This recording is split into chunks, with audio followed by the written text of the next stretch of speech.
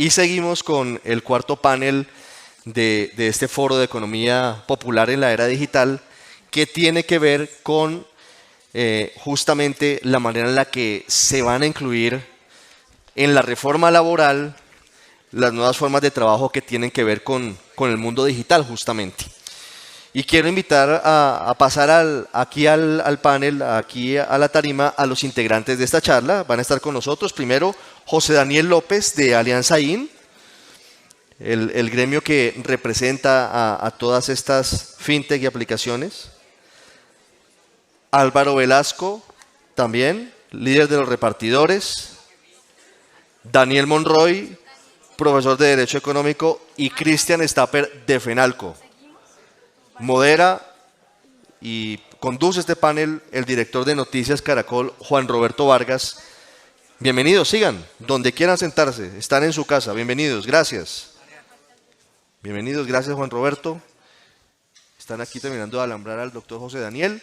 Esperamos 2 minuticos y comenzamos. Un tema que tiene que ver con lo que está ocurriendo hoy, lamentablemente, y debo decirlo, lo comentamos al inicio de este foro. Estábamos a la espera de que estuviera aquí la ministra de Trabajo, Gloria Inés Ramírez. Lamentablemente no pudo venir, tampoco pudieron venir ninguno de sus viceministros. Sí hubiera sido importante tener esa discusión de cara al gobierno nacional, porque hubiera sido el escenario natural y perfecto para poder tener esta charla tan importante. ¿Cómo aterrizar todo esto que está ocurriendo en política pública? En lo que se está discutiendo en este momento en el Congreso. Aún no ha empezado el debate, pero ya estamos con el proyecto de reforma laboral radicado ante el Congreso de Colombia. Juan Roberto, bienvenido y muchas gracias. Ricardo, muchas gracias a usted, muchas gracias a todos los organizadores, especialmente a la doctora Brigitte, por esta oportunidad aquí en la Universidad de AN, para hablar de un tema que tiene que ver con toda la coyuntura, y lo hablábamos con los panelistas, y es este concepto del que se ha hablado a lo largo de toda la mañana, el tema de la economía popular, lo que han planteado académicos, opinadores, panelistas en general, pero discutir ese concepto de esa economía popular en medio de un enorme debate público en el que está el país por cuenta de la reforma laboral. Ricardo tal vez lo mencionaban esta mañana en otros paneles. Me piden los organizadores que lo reitere. No hay nadie del gobierno. Se les invitó, los organizadores del panel me dicen que hablaron directamente con la ministra de Trabajo, con sus asesores, porque obviamente la idea de este tipo de espacios, como ya lo han dicho, es escuchar todos los puntos de vista y pues de qué manera, imagínense lo importante que sería escuchar la opinión, y no solamente la opinión, los argumentos del gobierno que está planteando una reforma laboral en medio, repito, de estos conceptos de los que se han hablado a lo largo de esta jornada sobre economía popular en la era digital. Y tiene que ver con mucho, no solamente del aparato productivo, sino también de lo que hoy representan las relaciones para muchos en nuestra sociedad. Basado en eso, pues repito, se invitó, pero no se excusaron de asistir. Pero recordemos un poco, para entrar ya en materia y tratar de aprovechar el tiempo al máximo con nuestros invitados, que esta reforma plantea, entre los argumentos que públicamente ha esgrimido la ministra Gloria Inés Ramírez y su grupo de trabajo, se trata de una modernización del Código Sustantivo del Trabajo que no se le hace a esa relación entre trabajadores y empleadores en los últimos 60 años. Evidentemente, y lo decía un artículo del fin de semana del diario El Espectador, bastante completo sobre el tema, decía, evidentemente creo que todos estamos de acuerdo, y ese va a ser el primer planteamiento para los panelistas, en que hay que modernizar las reglas de juego laborales en Colombia, que están ahí, incluidas en ese Código Sustantivo del Trabajo.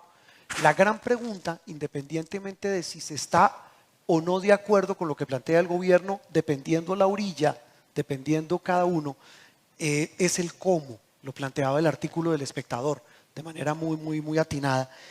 Y pues traigo a colación 3 frases, y con eso quisiera empezar para aportar a este debate, digamos, a esta conversación, más que un panel magistral o un foro. Quisiera como que nuestros contertulios nos ayudaran a entender lo siguiente. La reforma habla de contratos a término indefinido, de un aumento de recargo en el pago de dominicales, recargos nocturnos desde las 6 de la tarde. Estoy hablando de algunas, muy abuelo de pájaro, de estas ideas que plantea el gobierno.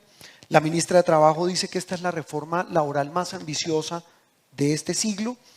Reitero, es la primera gran modificación al Código Sustantivo del Trabajo desde los años 60 y plantean muchas más inquietudes que vamos a ir desgranando en la medida en que los escuchamos.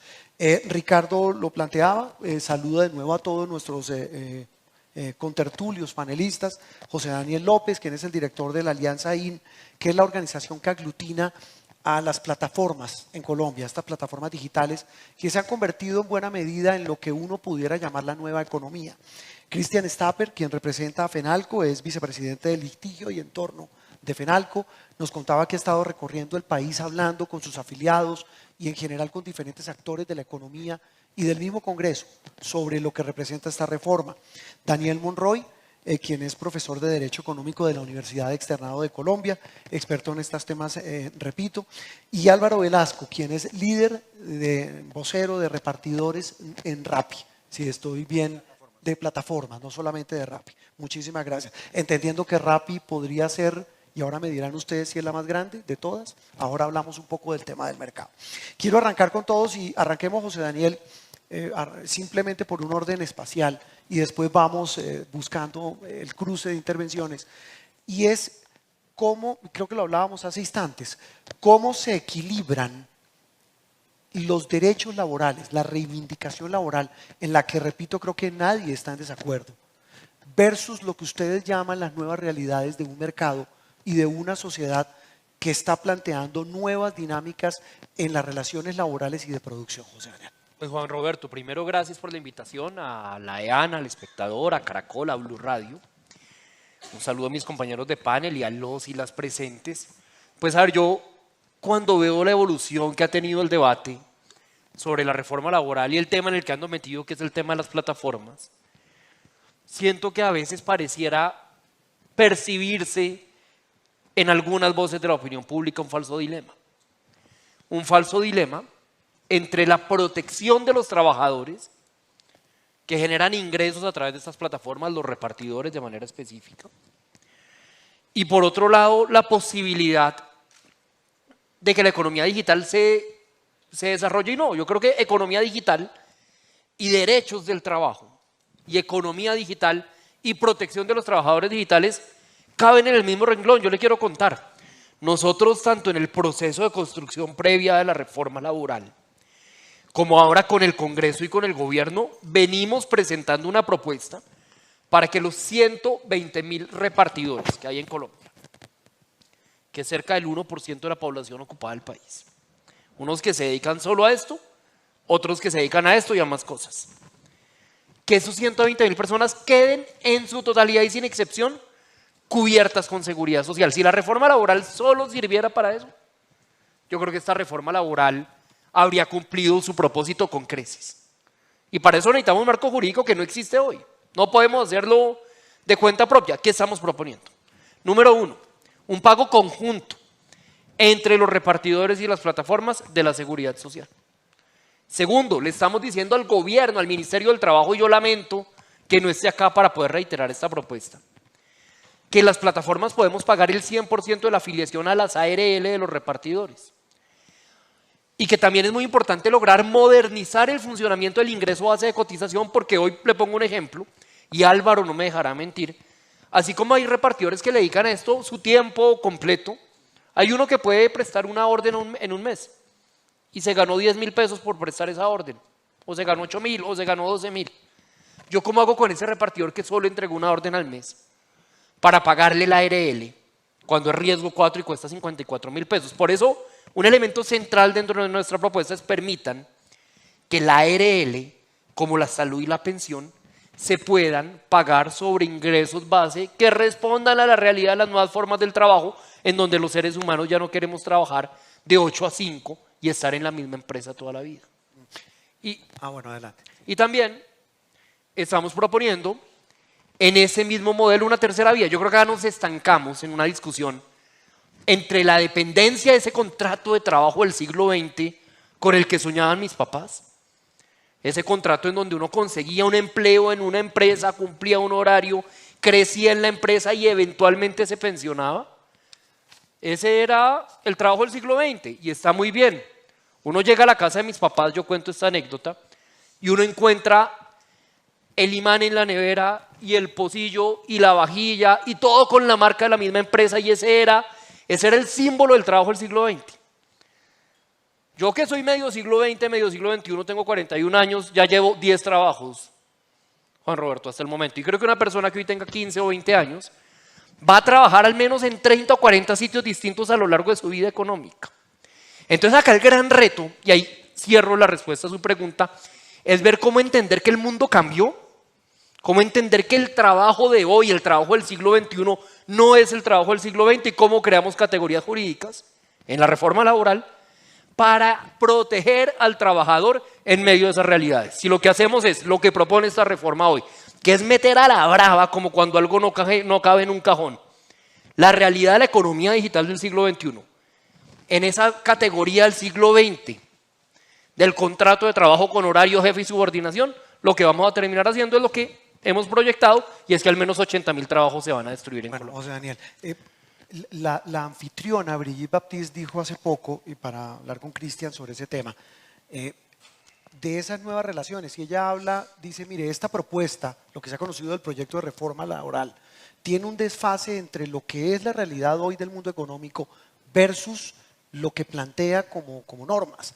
Pero también quienes defienden la iniciativa dicen que ese tipo de flexibilidad, Cristian, no debe convertirse en una excusa para lo que llaman una explotación laboral de quienes trabajan en este tipo de tecnologías. En el caso del comercio, que también vincula sectores tradicionales de todo tipo en Colombia, ¿qué visión tienen de ese equilibrio del que hablamos con José Daniel? Muchas gracias, Juan Roberto. Un saludo afectuoso por hacernos sentir en la casa, en esta universidad. Decía Ortega que ustedes son Ortega el Grande, Ortega y Gasset, que son el poder espiritual en momentos de dificultades.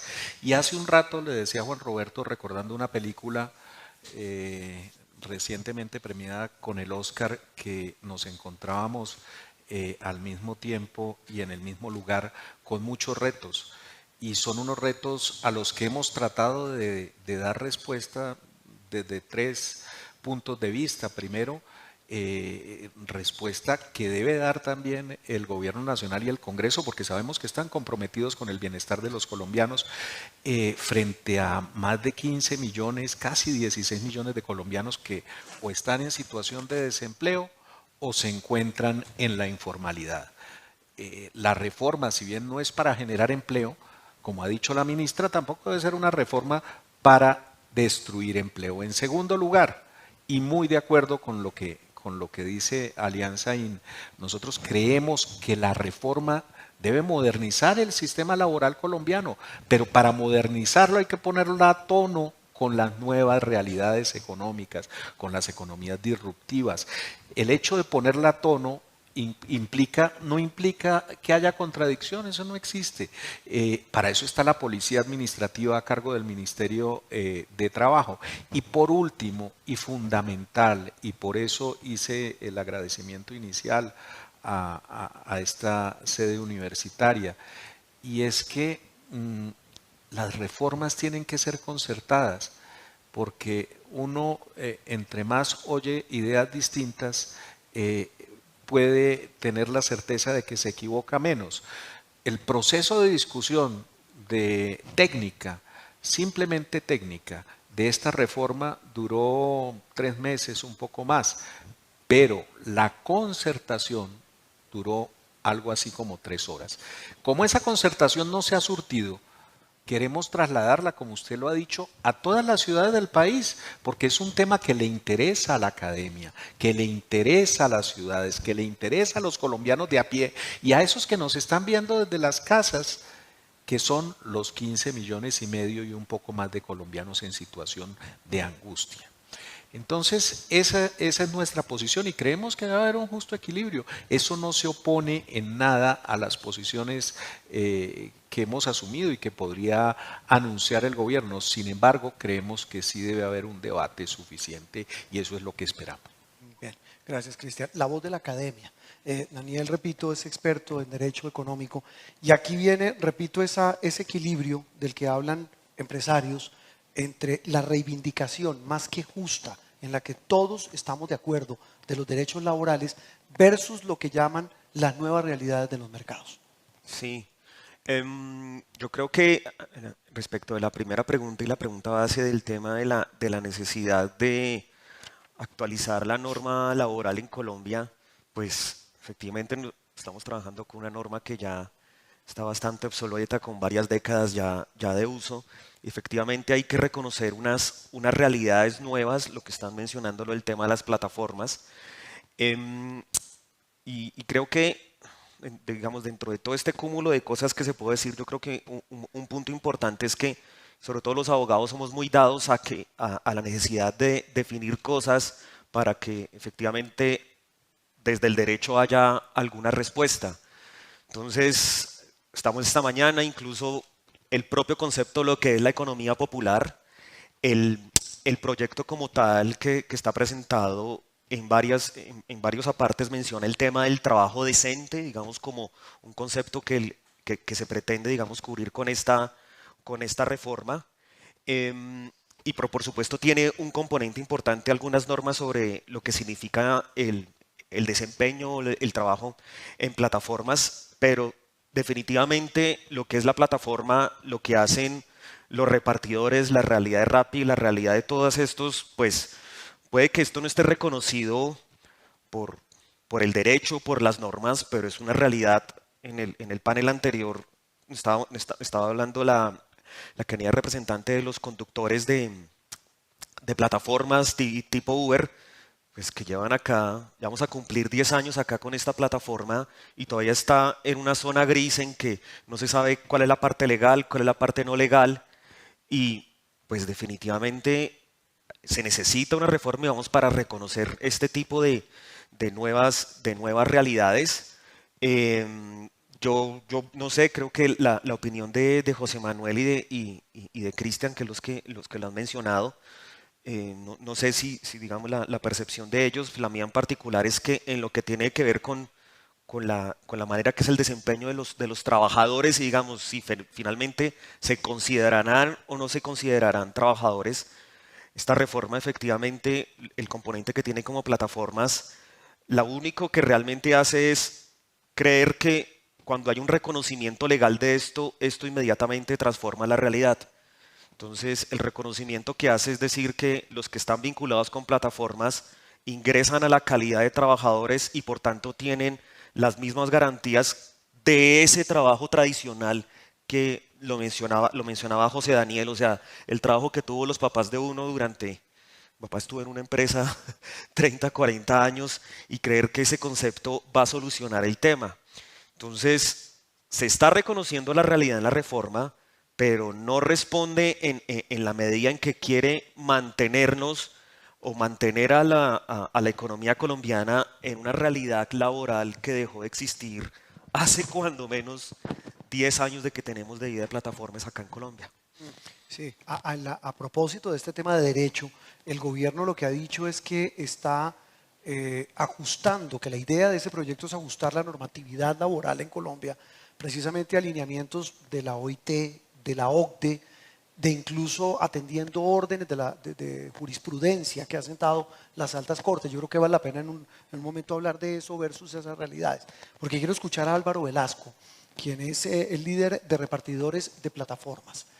Gracias por estar con nosotros y Álvaro, desde el punto de vista de quienes laboran en estas plataformas, digo laboran porque es un trabajo, es una actividad de la cual derivan un sustento, ya sean 10.000 pesos, como dice José Daniel, o sean 800.000, le entendí en una entrevista que digo, semanalmente. No, pero le pongo un ejemplo. Si hiciéramos el símil según el promedio de las plataformas, porque todas son diversas, una persona que dedicara la jornada laboral semanal, 47 horas a la semana a esta actividad, en promedio estaría generando ingresos alrededor, en unos casos más, en unos menos, de entre los 2 millones y los 2.300.000 pesos. Mensuales. Sí. Mensuales. Álvaro, ¿eso es así? Y se lo pregunto como para que entendamos un poco el panorama del trabajo de quienes operan en este mundo tan complejo, pero que es parte de la vida de todos hoy. Ya hoy quienes llegan a nuestras casas con domicilios, pues son parte de nuestras vidas. Bueno, buenas tardes. Primero que todo, muchas gracias por la invitación. Como lo dicen, sí, yo soy un domiciliario de las plataformas. Yo todos los días cojo mi bicicleta y salgo a repartir. Un promedio que yo me pueda hacer en 7, 8 horas, que es lo que trabajo normalmente, son entre 70, 80 mil pesos.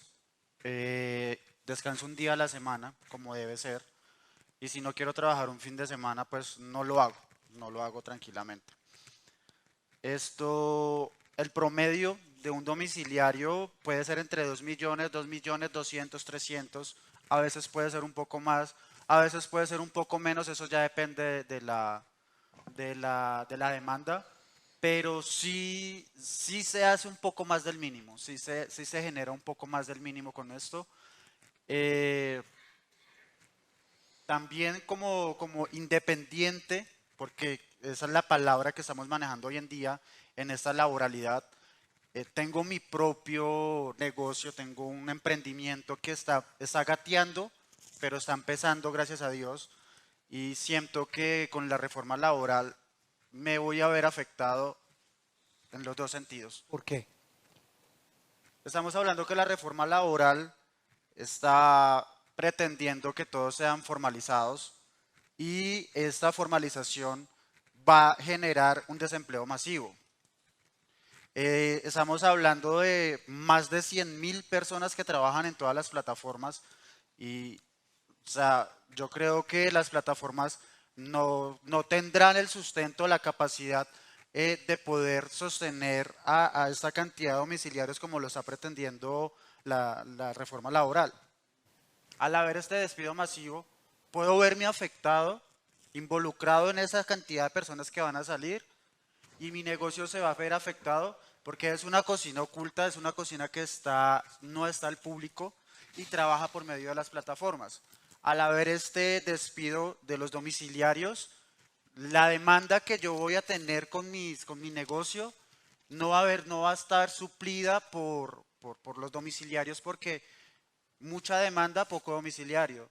Entonces, en vez de generar ganancias, voy a generar muchas pérdidas para mi negocio y yo creo que así, como pienso yo como microempresario, van a empezar a pensar muchas empresas donde vamos a tener que hacer el retroceso de donde yo contrato como empresa un domiciliario y el cliente me tiene que llamar y yo le explico qué es lo que tengo en el menú. O sea, eso volveríamos a la era donde la aplicación no me sirve porque no me llega al domicilio, donde como restaurante no me sirve porque no recogen mi domicilio y este ámbito me afecta en los dos sentidos. Álvaro, antes de seguir, quisiera que usted nos ayudara a aportar y entendiendo el punto de vista que usted nos plantea, representándonos, dice usted, a los repartidores.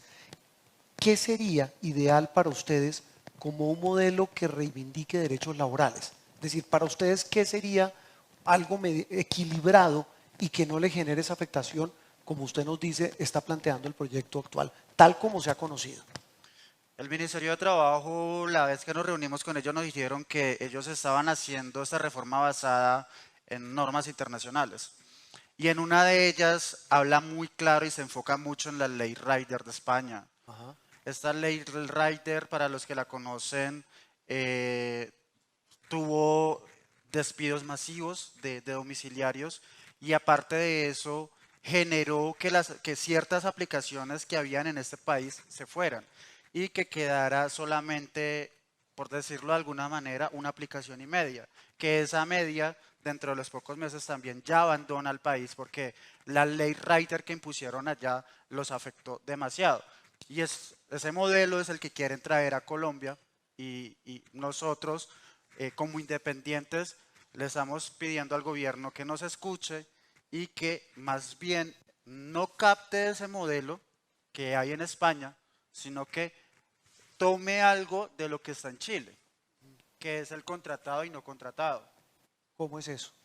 En Chile están las dos partes. En Chile está el que no está contratado, pero que está en la obligación, y eso lo tenemos claro porque la seguridad social no es negociable. Los que no están contratados están en la obligación de pagar su seguridad social, su pensión, ARL, todo, y presentar planilla mes a mes para poder seguir trabajando. Y está el contratado, que es el que la aplicación comparte gastos con el domiciliario. Es claro de que en este momento las aplicaciones están dando una economía al domiciliario, pero si llegamos a este acuerdo, la idea es que el Ministerio de Trabajo intervenga, pero haciendo énfasis en mejoras de tarifas y de condiciones dentro de la plataforma para el domiciliario, sin que haya un modelo de contrato. Porque, como te expliqué, yo descargué la aplicación, me inscribí en un momento donde estaba desesperado porque no conseguía empleo, y gracias al trabajo en plataformas hace 4 años he podido sostener mi vivienda, he podido pagar mi moto que la saqué a crédito, he podido sostener una microempresa donde por ahora, gracias a Dios, estoy generando solo un empleo. Pero entonces, si la reforma va, entonces con el temor de lo que vaya a pasar, ya me tocaría decirle a la persona que me ayuda, venga, muchas gracias, pero mi empresa solamente genera 250.000, 200.000 pesos diarios, y de ahí tengo que sacar para pagarle a ella, y con todo esto se me va a complicar un poco más. Entonces ese es el lado. Entonces, por ese lado yo quiero decirles que las plataformas, yo las voy a defender siempre a todas porque me han dado, pero tenemos que ser conscientes de que muchas fallan. Tenemos que ser conscientes de que muchas están erradas en muchas cosas, y hay que entrar a mirar eso también. Fallas en temas laborales, ¿sí le entiendo? Sí. Bueno, ya hablamos de eso, porque es que para oírlo, Álvaro, vuelvo con ustedes, digamos, la visión empresarial, y entendiendo un poco este último argumento de Álvaro, quienes son feroces defensores del proyecto del gobierno dicen, mire, reitero la reflexión, usted no puede esconder lo que llaman la flexibilidad laboral, y detrás de eso esconder condiciones que no sean ventajosas para quienes laboran, que al final del camino trabajan en esas plataformas. En ese justo medio, José Daniel, ustedes hablaban de unas propuestas intermedias, si se le puede llamar así, pero ¿qué tanto pueden ceder ese caucho de esas empresas? ¿Hasta dónde puede llegar? Hablo de las plataformas. Vea, Juan Roberto, nosotros estamos comprometidos con la Constitución y la ley, y en particular con el artículo 25 de la Constitución, que dice que el trabajo en Colombia se protege en todas sus formas, en todas. O sea que el constituyente del 91, allá hace 32 años, se imaginó que no solamente iba a ser el contrato de trabajo con subordinación la forma de la economía y del trabajo de la época. De hecho, ya no lo era en menor medida. Y dijo, no, cuando haya un trabajo con subordinación, con horario, que es lo que el gobierno quiere a través de la reforma laboral para las plataformas, tiene que haber una protección. Pero cuando no hablemos de empleados con ese horario, con esa subordinación, con ese ingreso fijo, también debe haber protección. Y ahí es donde nosotros nos podemos encontrar con el gobierno, con el Congreso y con los repartidores. Y entendemos que es un deber de todos y una responsabilidad de todos construir este modelo de protección. Por eso estamos proponiendo lo que estamos proponiendo. Déjenos participar del pago de salud y pensión. Déjenos participar o asumir completamente el pago de los riesgos laborales. Déjenos asumir un seguro de accidentes y de responsabilidad civil de terceros para aquellos repartidores que eventualmente no podamos cubrir con riesgos laborales por la inflexibilidad del ingreso base de cotización. Entonces, ahí estamos completamente listos. ¿Qué es lo que nos preocupa? Una sola cosa. Y es que la reforma laboral dice que la única forma de contratar repartidores en Colombia es a través de ese contrato de trabajo con subordinación.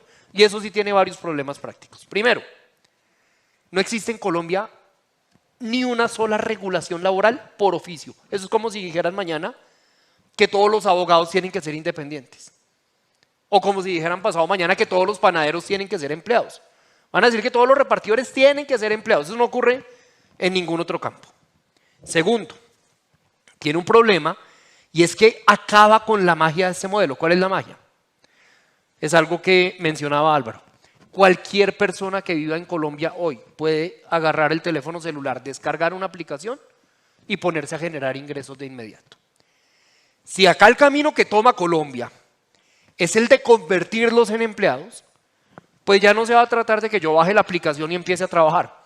Se va a tratar de que a cualquier plataforma yo le envíe mi hoja de vida, me hagan un proceso de selección y me pongan a competir por vacantes escasas y eventualmente me llamen como ocurre en cualquier otra industria.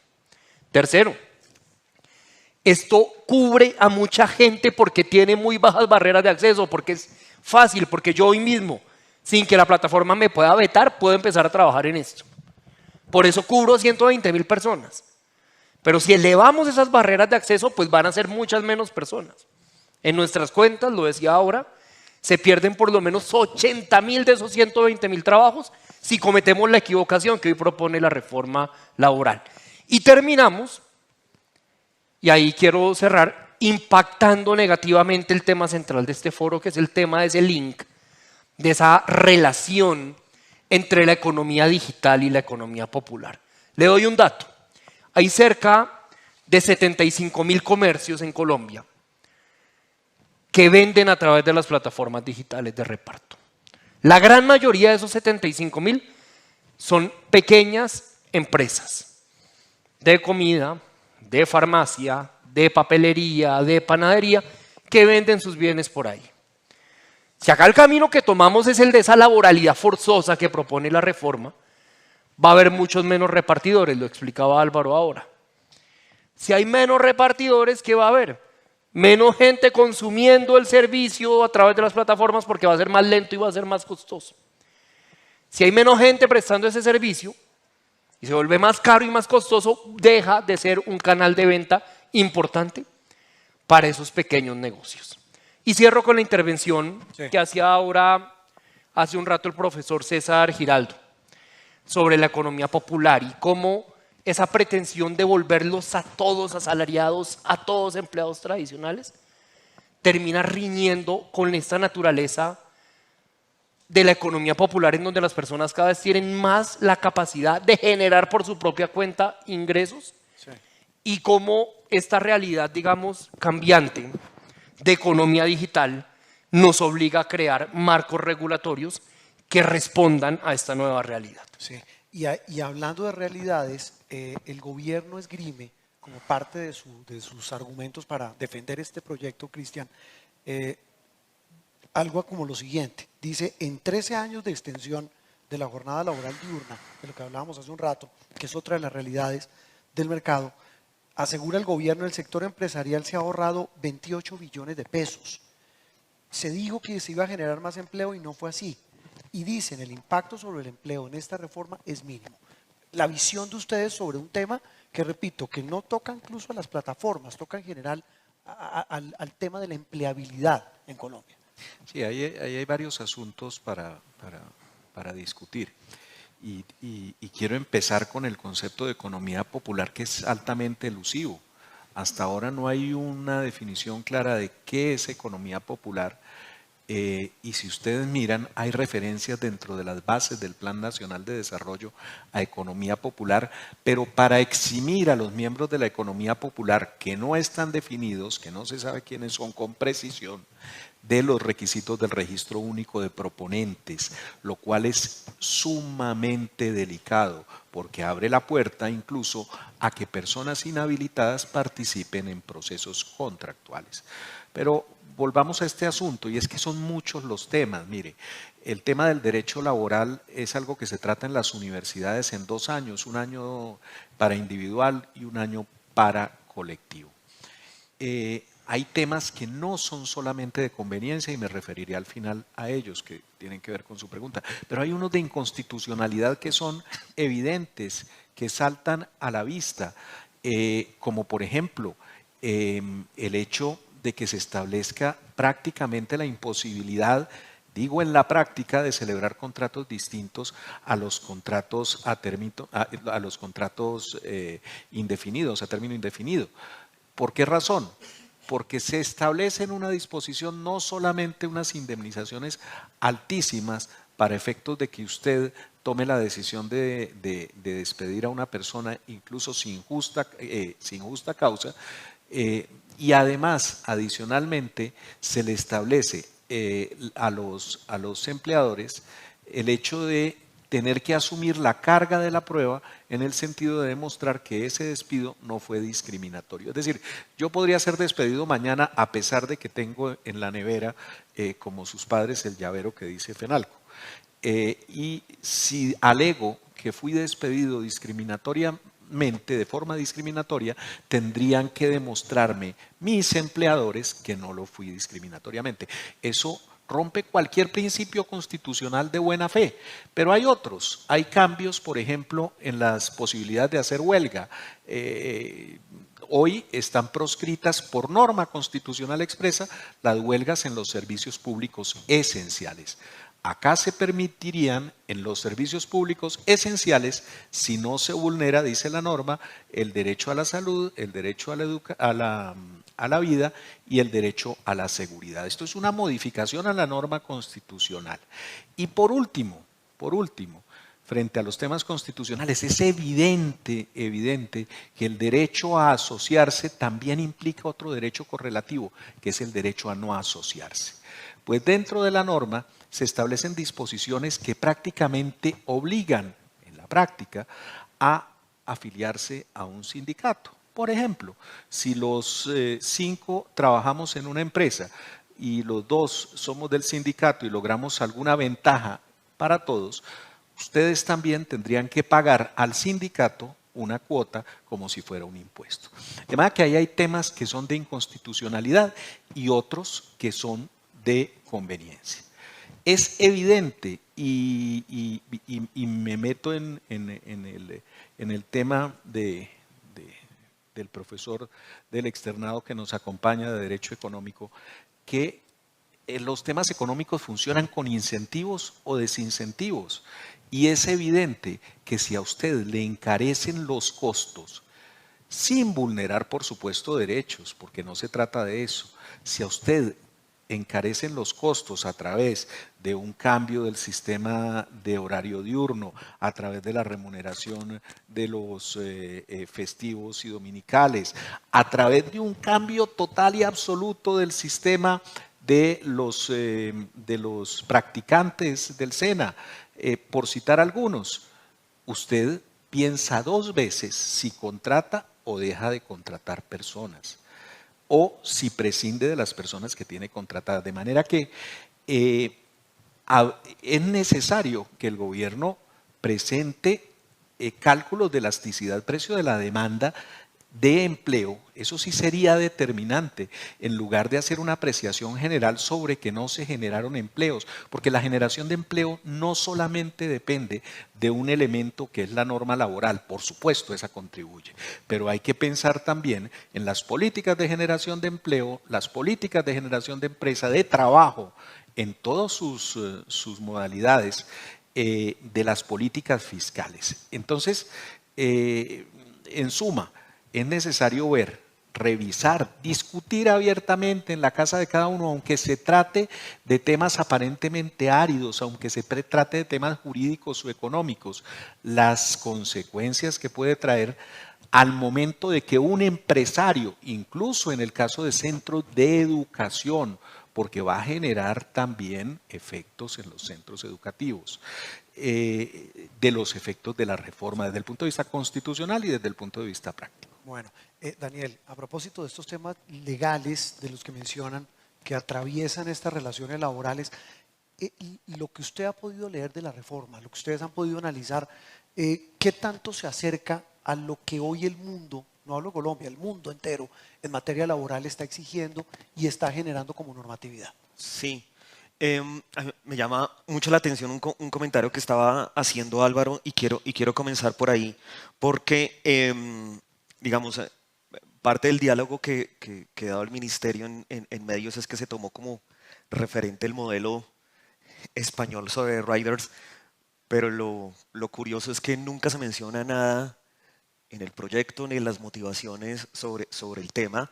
Sí menciona algo de que se recibió como algunos comentarios de los de Chile, tampoco quedó incorporado nada del modelo chileno que comentaba Álvaro. Es cierto que, ahora, digamos, en ese contexto, es cierto que este debate, digamos, de la regulación o, digamos, ante esta nueva realidad de las plataformas, es un debate que se está dando en todo el mundo. O sea, hay código en todo el mundo, en Latinoamérica, en Estados Unidos, Europa, Asia, China, en todas partes se está dando el debate. Y creo que, digamos, cuando menos a nivel, digamos, como académico, como de política general, hay como una cierta, como una generalidad de consenso, digamos, hacia dónde debería ir la cuestión. Digamos, el ministerio ha hecho énfasis en que se hace esto, no solo, digamos, el tema de las plataformas, sino buena parte de lo que está plasmado en la reforma como adaptarse a unos requerimientos de la OIT. Concretamente en el tema de plataformas, en efecto, la OIT tiene varios documentos de estudios en los que efectivamente se examina esta realidad de las plataformas. Hay uno que se cita en el proyecto, pero cuando uno mira los documentos de la OIT, me va a permitir más o menos como leer porque tomé nota de estos documentos. Hay un documento bastante importante, digamos, en lo que se engloba todo esto como las plataformas como una expresión de trabajos atípicos, digamos, atípicos en el sentido que puede que no estén reconocidos por el derecho, por la regulación, pero que claramente tiene una tipicidad, reconocimiento social, y dentro ahí, digamos, dentro de este contexto grande de los trabajos atípicos, hay una parte que efectivamente es, digamos, las labores, las ideas en plataformas, y ese documento bastante voluminoso, son 400 páginas de documento, dice, entre las recomendaciones que hace es, respecto concretamente de estos trabajadores, es más y mejor acceso a seguridad social, prestaciones mínimas, atención medio y acceso, digamos, a un régimen pensional. La promoción de la asociación para negociación colectiva y diálogo social, que si uno se da cuenta incluso sobre este elemento, que es parte de lo que se está diciendo, no hay ningún elemento concretamente sobre plataformas en este tema. Un trato igual de los que están vinculados los repartidores en temas de formación y desarrollo profesional. Transparencia de parte de las plataformas acerca de las condiciones que se le exigen a los empleados en cuanto a cuestiones de cómo se remunera, en qué horarios y cuáles son sus derechos. Y la promoción que decíamos ahorita, la promoción de un trabajo decente, digamos que eso es otro concepto, como decía Cristian ahorita, de los conceptos que tenemos que ponernos a discutir qué significa el tema del trabajo decente. Y en general, cuando menos este documento se refiere a que son condiciones seguras, saludables, protección igual, igualdad de oportunidades y diálogo social. ¿Y por qué hago hincapié sobre estas recomendaciones que hace la OIT? Porque si se da cuenta, ninguna de las recomendaciones dice que lo que hay que hacer es convertir a los repartidores en el régimen tradicional de trabajos remunerados y bajo subordinación de empleado. La OIT nunca ha hecho esta recomendación. La recomendación, claro, dice que hay que reconocer esa realidad y que hay que hacer como una reevaluación de los derechos, de lo que significa, digamos, recomponer la seguridad social, pero nunca dice que la solución sea la que está planteada en la reforma respecto del tema de las plataformas. Entonces, cuando uno le preguntan que, bueno, internacionalmente, ¿qué es lo que estamos haciendo diferente a todos? Pues lo estamos haciendo diferentes todos porque no nos estamos acoplando a lo que se está discutiendo sobre este tema, tanto a nivel de OIT y en otros países. No parece haber uniformidad, también lo leíamos hace poco sobre ese tema de esas nuevas realidades de quienes trabajan en estas plataformas, no solo repartidores. Álvaro, el tiempo me acosa y usted dejó en punta algo que me parece clave como reflexión final de parte suya, es que si hay cosas por mejorar. ¿Qué cosas hay por mejorar? Digamos, en esa relación laboral entre quienes son los dueños de esas plataformas y quienes trabajan, en este caso como ustedes los repartidores. Bueno, yo creo que sí las plataformas deben de devolvernos la independencia que teníamos completamente porque somos independientes, pero a la vez no lo somos. Cumplimientos como de reservas, autoaceptación. O sea, la autoaceptación es el método donde la aplicación me exige que haga sí o sí el pedido que me asigna. Yo creo que son cositas mínimas que afectan, pero que en conversación se pueden solucionar y que, o sea, queremos que las plataformas devuelvan la independencia que realmente nosotros tenemos. Claro, sigo siendo independiente, porque a mí la aplicación no me dice tienes que conectarte a tal hora y desconectarte a tal hora. Yo elijo la hora en que me quiero conectar, la hora en que me quiero desconectar y el lugar en donde me quiero desconectar. Yo no uso el botón de autoaceptar. Yo trabajo sin el botón de autoaceptar porque yo soy independiente. A mí la plataforma no me va a venir a decir qué tengo que hacer. Yo quito el botón de autoaceptar, el pedido que no me sirve, no lo hago, lo dejo pasar. El siguiente me sirve, lo hago porque me conviene. Sí. Álvaro, ¿qué decir rápidamente? Me da pena acosarlos, pero ya el tiempo. ¿Qué decir a quienes, sobre todo en redes sociales? El tema, pues, independientemente no vamos a juzgar las discusiones en las redes sociales, pero sí algo muy interesante que responderles a quienes se aterraron verlos a ustedes marchando hace algunos días, a los repartidores contra el proyecto de reforma. Y decían, este es el único país del mundo, decían en redes, los parafraseo, que donde quienes laboran en unas plataformas salen a protestar contra un proyecto que defiende sus derechos. Es que la gente cuando ya tiene su trabajo formal es fácil hablar por los demás. Nosotros salimos a las calles porque es que está en juego nuestros ingresos, está en juego el poder llevar el sustento a mi hogar. Porque hablo de mi hogar porque puedo ser de las 80.000 personas que queden sin empleo.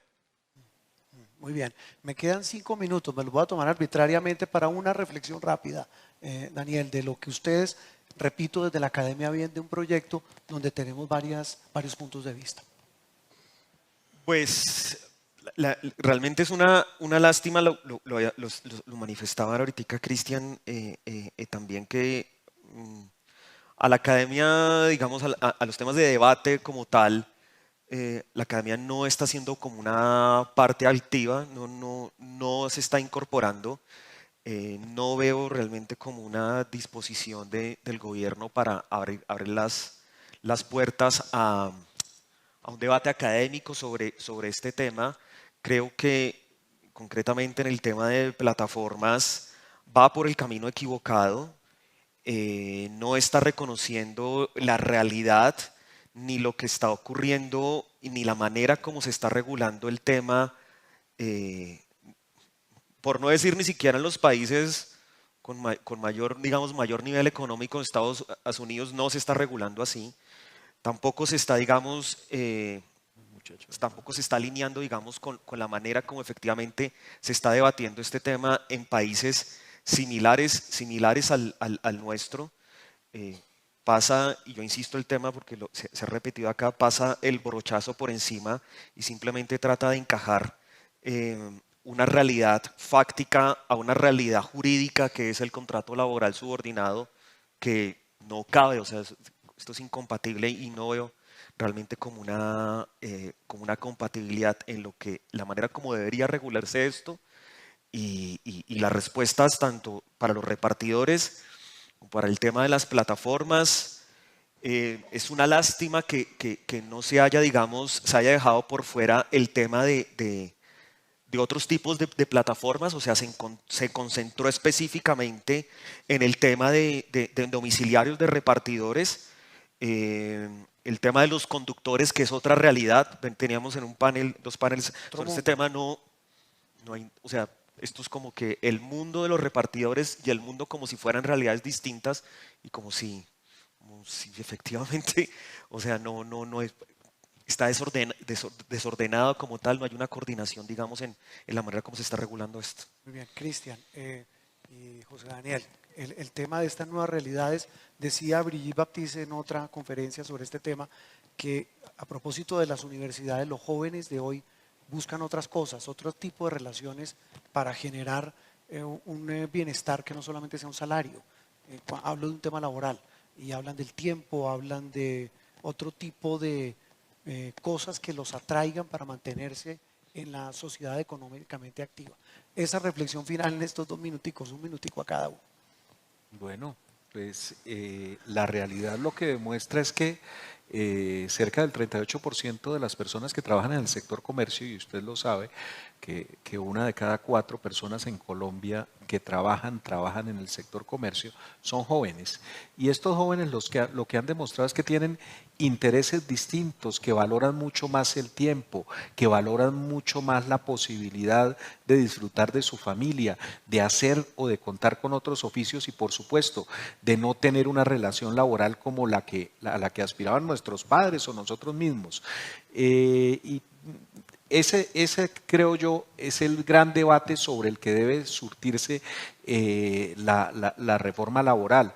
Mire, dicen por ahí que de las carreras no queda sino el cansancio, y aun cuando Álvaro tenga que en su trabajo hacerlo muy rápido, seguramente lo tiene que hacer cuidadosamente. Lo que le pedimos al Gobierno Nacional, al Congreso de la República, es que piensen los más de 15 millones de colombianos en informalidad o en situación de desempleo, y en ese 4.2% al 5.7% de posible aumento del desempleo como consecuencia de los aumentos de costos consagrados en la reforma laboral. ¿Qué esperamos? Debate, discusión y una aproximación desde la academia y desde la realidad, que es lo que transmite la academia, para que podamos entre todos construir una reforma democrática, actualizada y realmente que responda a las necesidades de los jóvenes, de las mujeres y de todos los A colombianos. José Daniel, le dejaron 30 segundos. Perdón. Adelante. A la misma pregunta, no. Sí, señor. A ver, lo primero es, no hagamos lo de Procusto.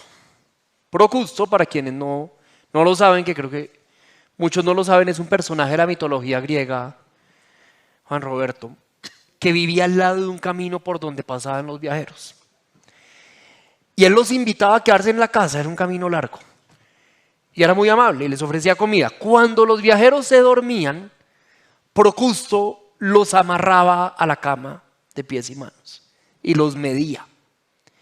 Si la medida del viajero era mayor a la medida de la cama, sacaba un cuchillo y les cortaba las extremidades hasta que encajaran en la cama. Pero si la medida del viajero era menor a la medida de la cama, los estiraba con cadenas hasta que encajaran perfectamente en la cama. La reforma laboral no puede hacerlo de Procusto. La reforma laboral no puede meter realidades del siglo XXI en cajones que fueron pensados para otros momentos, para otras realidades, porque van a terminar dejando una cantidad de gente sin trabajo y van a terminar desalentando la economía digital y afectando algo más elemental, pero más tal vez privilegiado dentro de la Constitución, y es la libertad personal de escoger cómo trabajo. Mirando hacia adelante, cierro con esta reflexión. Hoy seguramente el Congreso empezará la aprobación de la reforma a la salud. Pero esto hasta acá, ha sido un absoluto desastre. Desastre político y un desastre en la opinión. Si el gobierno quisiera escribir una historia distinta a la de la reforma a la salud, tendría que entender que el camino es el de la concertación. Nosotros desde los gremios, y en eso coincidimos Cristian y yo, no podemos asumir una posición de pedir que nada cambie y que todo quede igual. Acá gana un gobierno con un mandato de cambio y por eso acá estamos con propuestas que nos han significado un esfuerzo enorme y que nos cambian la realidad económica. Pero entendemos que el contexto cambió. Pero hagamos ese cambio con responsabilidad y con realismo, y creo que ahí tiene una oportunidad de oro el gobierno de escribir una historia distinta a la que ha escrito hasta ahora con la reforma a la salud en torno a la reforma laboral. Pues José Daniel, Cristian, Daniel, Álvaro, gracias a los 4. Reiteramos la reflexión inicial, pues era el ideal tener también la posición del gobierno, pero pues ya ustedes saben que no vino a esta discusión. Muchas gracias a todos y es un tema que seguramente valdrá para muchos más foros y muchas más discusiones. Muchas gracias a todos, muy amables. Muchas gracias. Gracias. Muchas gracias, Juan Roberto, a los panelistas. Ya para concluir, no se vayan, por favor, están los apuntes finales. las líneas gruesas de lo que queda de toda esta mañana que ha sido tan rica en aportes para todos en torno a la economía digital, a la economía popular y al mundo de inclusión digital, con Fidel Cano, director del Espectador. Fidel, bienvenido y gracias. Gracias, don Ricardo. Hágale. Bueno, buenas tardes. Menos mal le cambió el nombre Ricardo, porque antes decía que las conclusiones, cosa que obviamente soy incapaz de hacer. Todavía estaba tomando nota ahorita, entonces simplemente daré como unas palabras que me parece que quedan y unas reflexiones que quedan de todo lo que escuchamos esta mañana, que fue mucho, seguramente quedarán cosas por fuera, pero yo comenzaría con la palabra exclusión. Creo que la mencionó Brigitte desde el comienzo, y es que, bueno, el business as usual, digamos, la economía tradicional ha sido excluyente social, económica y regionalmente, y por eso estamos hablando aquí de la economía popular y de qué manera el mundo digital logra, como alguien dijo, nivelar un poco una cancha que ha estado completamente desnivelada durante el tiempo. Y eso nos lleva inmediatamente pues a que estamos en una nueva economía en realidad. Brigitte hablaba de unas nuevas formas de trabajo, pero en realidad estamos en una nueva economía que no funciona bajo las mismas reglas, como también quedó en este último panel bastante claro. Entonces, lo primero, claro, habría que pensar qué es la economía popular, porque hablamos mucho de ella, pero como hemos visto durante la mañana hay diferentes percepciones de cuál es. Hay una definición que nos dio el profesor Giraldo, que creo que se acerca bastante, ¿no? Como la economía un poco de la subsistencia, de llevar el pan a la casa, decía alguien también, y también, claro, la producción de unos bienes sociales, digamos, comunitarios, de alguna manera para la comunidad, que no necesariamente son monetarios. Y luego, bueno, Saldarriaga también nos agregó, pues, que es la economía que se mueve con el efectivo. Y claro, a eso nos lleva al sistema financiero. De qué manera el sistema, esta economía, digamos, entra dentro del sistema financiero cuando entra. Y de qué manera podemos romper el acceso a financiación para toda esta economía popular, que como vimos en el panel anterior, pues en el anterior a este, pues tiene que recurrir al gota a gota. Creo que es bastante esperanzador el panorama que nos mostraron de cómo la tecnología permite, a través de un conocimiento adicional del uso de la economía por parte de las personas, de tener mayor información que la que puede tener el sistema financiero, como decía Andrés Mejía. Y hay un elemento que es el escalamiento, ¿no? De qué manera de esa economía de supervivencia, de alguna manera, se puede integrar o bien a la formalidad o a una unidad económica mayor, o entrar al mercado laboral clásico, que sin embargo pues está un poco obsoleto, como nos decía el profesor Monroy tal vez. Y ahí llegamos, claro, a la reforma laboral, que apenas llega a una parte del mercado laboral en realidad y que deja por fuera a la gran mayoría que no va a estar intervenida por esa reforma, digamos. O de hecho, como decía el profesor Monroy ahora, es un mercado laboral que simplemente ya no existe. Como decía Samay Camacho, de los conductores de las apps de movilidad, nosotros somos trabajadores y estamos en la economía, de manera que no hay razón para que queden excluidos, digamos, de esa ambición de unas mejores condiciones para el trabajo de todos y todas. Por supuesto, la ausencia del ministerio en este debate, pues creo que merece de manera preponderante, casi que ese silencio es ya parte de las conclusiones de este foro de hoy. porque pues no es una discusión menor esa que se planteó de que la economía digital y a través de los avances de la tecnología pues lleve a una precarización laboral, ¿no? Esta idea de que la flexibilidad laboral es para permitir esa precarización, de todos modos, digamos, es un tema real que se debe discutir, digamos, no podemos pasar por encima de él. Y de alguna manera, pues ahí entra también la ambición de la formalización, porque alguien decía, creo que fue Andrés Mejía también, habló de la importancia de la competencia, y es que los empresarios que cumplen las normas laborales, pues tienen razón, y con mayor razón con la reforma que subirá los costos laborales, como vimos ahorita mismo, pues se sienten vulnerados de que quienes no las cumplen son su competencia. Y ahí creo que nos debió quedar sonando a todos esta idea del profesor Giraldo de los derechos y los deberes, de cómo la formalización, cómo la intención de que haya una inclusión financiera, pero de que la gente entre en las finanzas con la vista desde el Estado de cómo sacarles más impuestos, pues realmente no puede ser así de una sola vía, ¿no? Sino que esto hace parte de un contrato social que también tiene que ser revisado de qué manera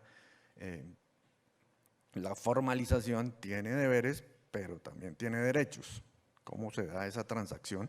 Creo que es un tema que también quedó allí para la reflexión, y que de alguna manera de viva voz lo escuchamos con Velasco y la formalización de los tenderos, ¿no? Yo tengo mi ingreso asegurado, y el hecho de que se preocupen por mi bienestar laboral, pues realmente lo que me va a dejar es sin ese ingreso. Entonces, creo que en el fondo de todas las discusiones que hubo acá, como les digo, pues mucho se quedará por fuera, pero hay como en todas las discusiones, digamos, hay como una pregunta por la relación del gobierno, del Estado con los privados. Y creo que tuvimos unos casos de optimismo, otros de pesimismo. Desde el lado del optimismo, pues creo que lo que se vio de banca de oportunidades, incluso lo que hay en el Plan Nacional de Desarrollo, con esta idea del Open Finance, ¿no? de que la información y el blockchain y todo esto puede generarnos la información suficiente para que el acceso al capital sea mucho más democrático, digamos, y mucho más abierto, y que no le pega la confianza, digamos, que fue otra palabra que también se mencionó mucho durante el día. Y eso, digamos, cómo se conecta con los desarrollos tecnológicos del fintech, con el blockchain, que incluso crea mercados nuevos, como nos explicaba Juanita, con un mercado que posiblemente no funcionaría así de libremente sin el blockchain, como el de la protección de la selva.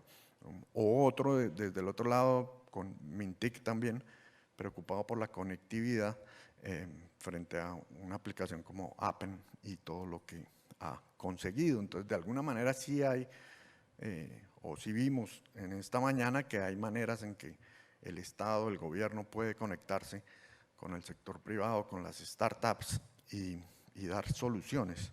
Pero por supuesto el caso de pesimismo pues es este último con la reforma laboral y bueno, con todo el tema regulatorio, ¿no? Que también fue muy claro, digamos, de qué manera la regulación va muy lenta cuando ya estamos en otro mundo, y de alguna manera frena todos esos desarrollos. Y sobre todo porque con lo de la reforma laboral, pues creo que no es un sí o no, no es que hacemos esto o hacemos esto otro, o dejamos de hacer esto otro, como se vio acá en este último panel, en particular con lo José Daniel López de Leanciaín y Álvaro Velasco de los Tenderos, ¿no? En la confrontación de ideas, en escuchar a los diversos actores, como la academia también se quejaban de que no estaba participando, pues se pueden fortalecer las ideas e incluso las propias se mejoran, pero eso parece estar ausente para el Ministerio de Trabajo en la discusión de estas reformas.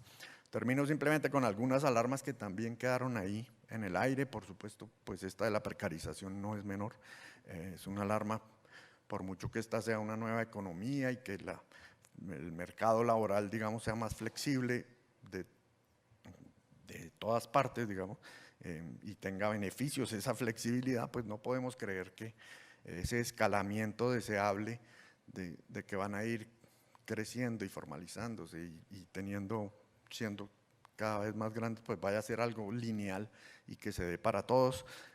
Nos recordó el profesor Hiraldo también que hay un 97% de mortalidad en los emprendimientos por necesidad al tercer año. Y eso no va a pasar a cero por arte de magia, de manera que la precarización hay que tenerla siempre, de todos modos, como una posibilidad a la que hay que pararle bolas. En cuanto al desarrollo tecnológico, también surgió el tema de la ciberseguridad, ¿no? De qué manera todos estos ataques que hemos visto en el último tiempo, no solo en Colombia, en el mundo entero, pueden afectar el desarrollo de esta economía digital y esta economía popular y sobre todo afectar la confianza que es tan importante para esa transición. Y la otra alarma que quedó ahí también es la del guayabo, ¿no? Esta que planteó Andrés Mejía, y es, si no hay precaución, pues no olvidemos que el sistema financiero realmente, aunque sea el malo del paseo en toda esta discusión, pues hace algo bien y es el manejo del riesgo, ¿no? Entonces, ojo, no creemos burbujas que después puedan explotar y terminen afectándonos a todos. Pero bueno, ya les digo, solo unas ideas ahí al aire como de un día bastante provechoso y que creo que nos dejó pensando a todos.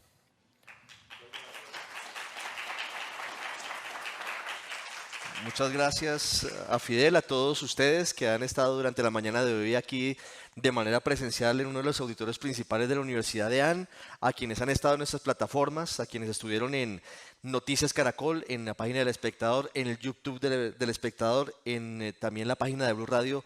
Mil gracias, un tema muy importante y así como están las conclusiones o los puntos que deja Fidel, cada uno nos llevamos elementos muy importantes para nuestros escenarios. Una feliz tarde para todos.